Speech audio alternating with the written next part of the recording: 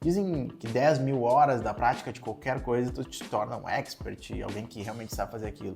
Mas isso muda de pessoa para pessoa, muda de acordo com a tua bagagem cultural, de acordo com tudo que tu já viveu. Então tu não sabe se tu vai demorar 500, 600, 1000, 2000, 3000 ligações para se tornar bom em fazer ligações. Mas uma coisa é certa, quanto mais intenso tu for, mais rápido tu vai chegar nesse ponto de ouvir uma ligação tua e dizer, agora sim essa ligação tá boa e meu nível de conversão tá legal. Bem-vindos, assessores, assessoras, ou futuros assessores, futuras assessoras. Se você não me conhece, eu sou o Felipe Rosa, eu tenho mais de 15 anos de experiência no mercado financeiro. Comecei lá em 2007, um mercado completamente diferente. E nesse tempo eu vi muita coisa dar certo, coisas dar errado. Inúmeras pessoas entrando, sendo assessor de investimento por 1, 2 anos, saindo. Eu mesmo por um tempo saí e voltei. E eu vou contar um pouco dessa história, mas o que eu vou poder te trazer agora, de uma forma completamente diferente, é todo o caminho que eu vi inúmeros assessores fazendo e que deram certo, as armadilhas que fizeram que muitos desistissem e saíssem do mercado. Eu saí por um tempo, fui fazer meu mestrado em finanças, depois retornei para esse mercado e eu quero compartilhar contigo tudo aquilo que eu acredito e que eu ensinei mais de 200, 300 assessores nos últimos anos a se formarem e ter uma carreira bem sucedida. Então fica ligado e eu vou fazer isso tudo de graça. Eu vou postar aqui os melhores conteúdos que você vai encontrar na internet, até mesmo conteúdos pagos, sobre coisas que normalmente não te falam. E eu vou te ensinar de uma forma muito direta, de uma forma em que você vai entender o que você precisa fazer para dar certo nesse mercado. E tudo isso de uma forma completamente isenta. Hoje eu não tenho mais vínculo com nenhuma instituição financeira, nenhuma corretora, banco.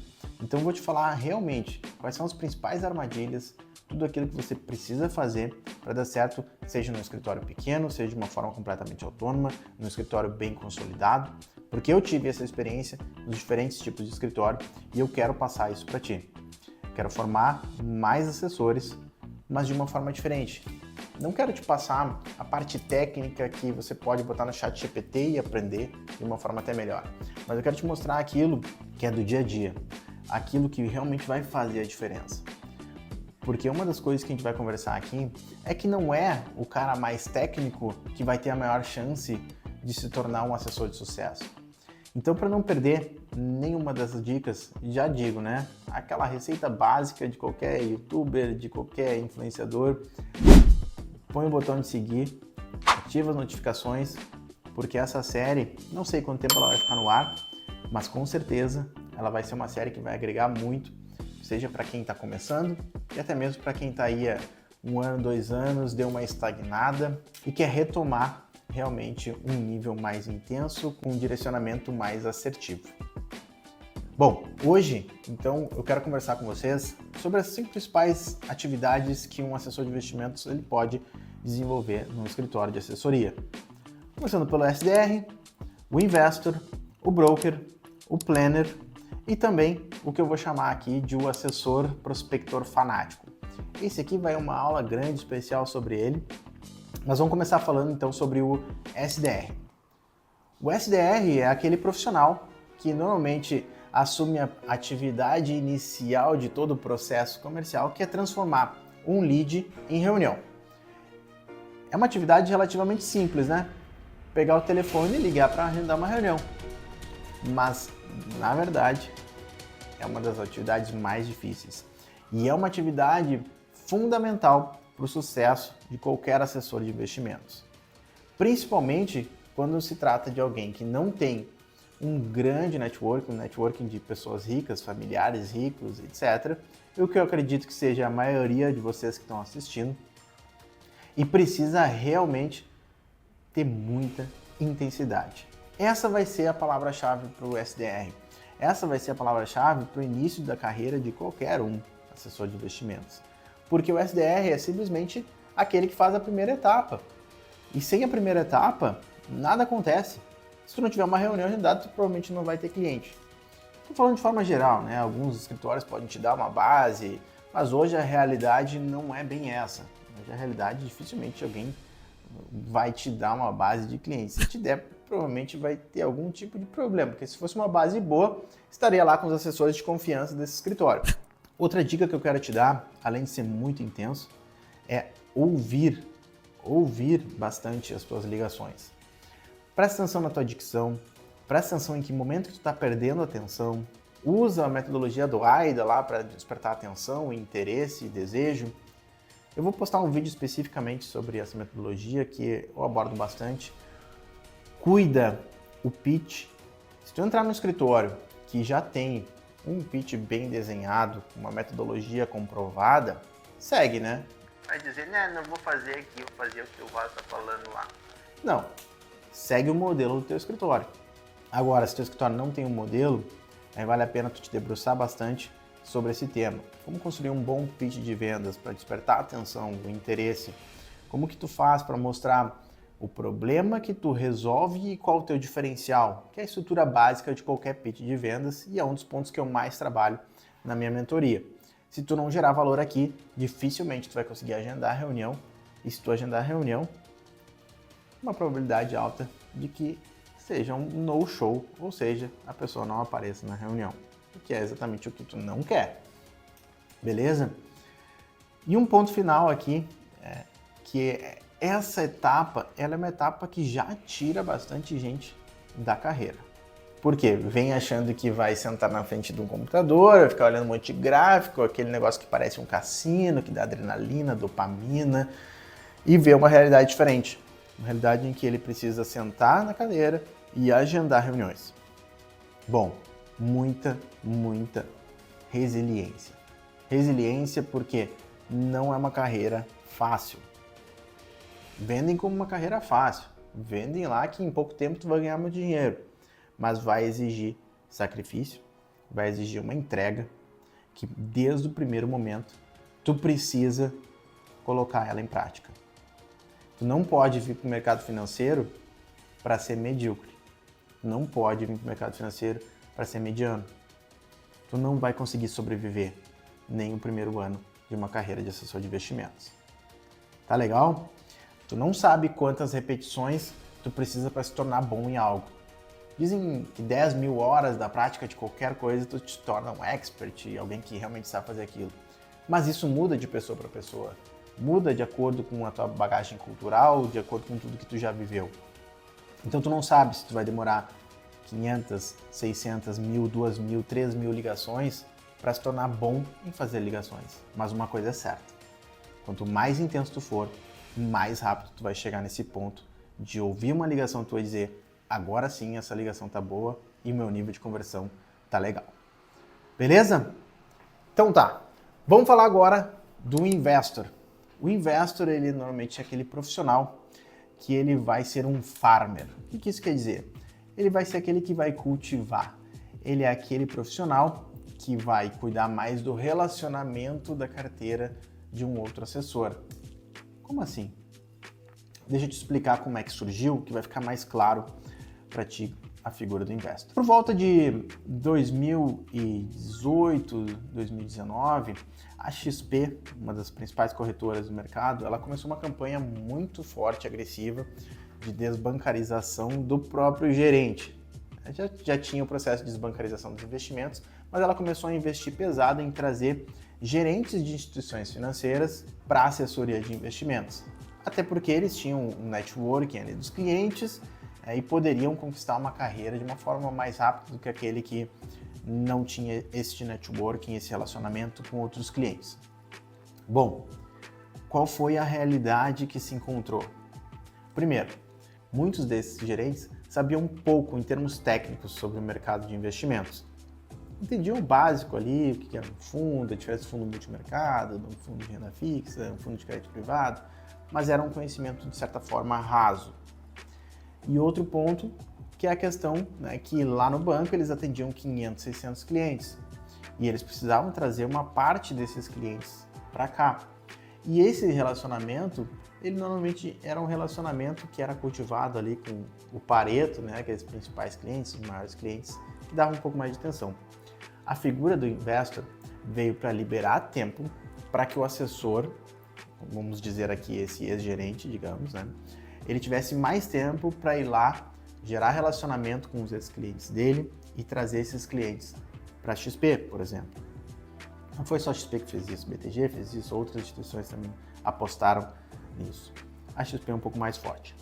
Bom, liberando o investor, assumindo a parte, por exemplo, operacional, parte de alocação, liberava tempo do assessor para ele focar no relacionamento, focar na prospecção. Ou seja, sair, tomar um café com o cliente, fazer uma visita na empresa dele, que são realmente pontos extremamente importantes, para que você consiga gerar confiança, gerar valor e fazer com que aquele cliente se torne um cliente com relacionamento de um segundo nível. Um assunto que a gente vai abordar bastante. Mas então, resumindo, a figura do investor veio para liberar o tempo do assessor. Tem alguns pontos aqui que são complicados, por isso que nem todos os escritórios têm essa figura do investor. O primeiro ponto é que o assessor ele vai ter que dividir a comissão dele com o investor. Então aí já surgem alguns problemas. Segundo ponto, o investor ele precisa ser um profissional que seja respeitado pelo assessor. Afinal de contas, o trabalho de prospecção que ele suou e que ele teve para trazer um novo cliente vai ficar agora com o investor. A parte de alocação, ele precisa confiar nesse investor. Esse investor ele precisa demonstrar que ele tem um nível de conhecimento técnico que falta, por exemplo, para o assessor.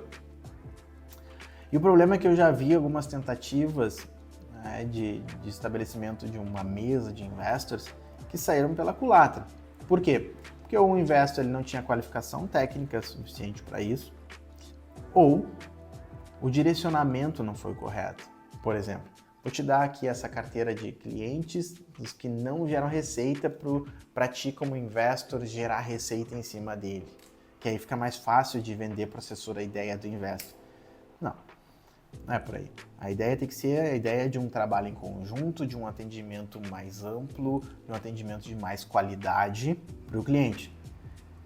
E o assessor, que tiver um pouquinho de inteligência, ele vai ver que aquilo dali é uma atividade que vai desafogar ele, principalmente da parte operacional, e vai ajudar ele a crescer mais rápido, a bater as metas com mais consistência e a ter uma carteira de clientes bem estruturada em menos tempo.